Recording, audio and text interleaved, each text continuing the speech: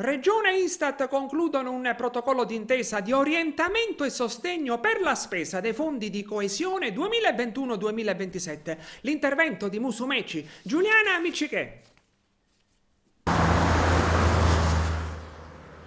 Una delle più pesanti zavorre ai piedi della Sicilia, nell'ambito della capacità di spesa dei fondi del Piano Nazionale di Ripresa e Resilienza, è la carenza, più volte denunciata dagli addetti ai lavori, di personale tecnico qualificato all'interno degli uffici regionali e comunali, in grado di prospettare e redigere i progetti necessari per ottenere e impiegare il denaro a disposizione. Infatti è stato ipotizzato e spesso praticato il ricorso all'esterno al fine di ricercare e reperire i progettisti. Allo stesso modo accade per i fondi di coesione, ovvero le risorse europee legate all'Agenda 2021-2027.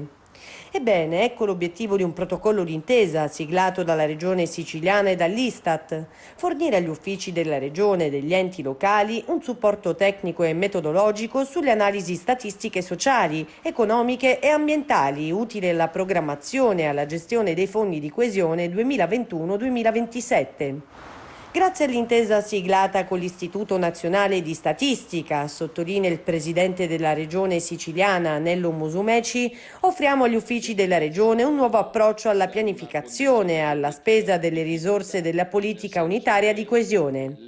Grazie agli esperti e alle metodologie che l'Istat ci fornirà potremo rendere più efficace la destinazione delle somme, l'individuazione degli interventi e la misurazione del loro impatto. È una piccola ma importante rivoluzione, aggiunge Musumeci, che ci consentirà di operare sulla base di parametri ben individuati e tarare al meglio ogni decisione. È un'opportunità che offriamo anche agli enti locali, spesso carenti nella capacità di programmazione per la mancanza di adeguate professionalità, conclude. L'accordo, della durata di 3 anni e senza impegni finanziari per nessuna delle due parti, punta a rafforzare le competenze degli uffici regionali e degli enti territoriali nei processi di attuazione, monitoraggio e valutazione nell'impiego delle risorse di coesione.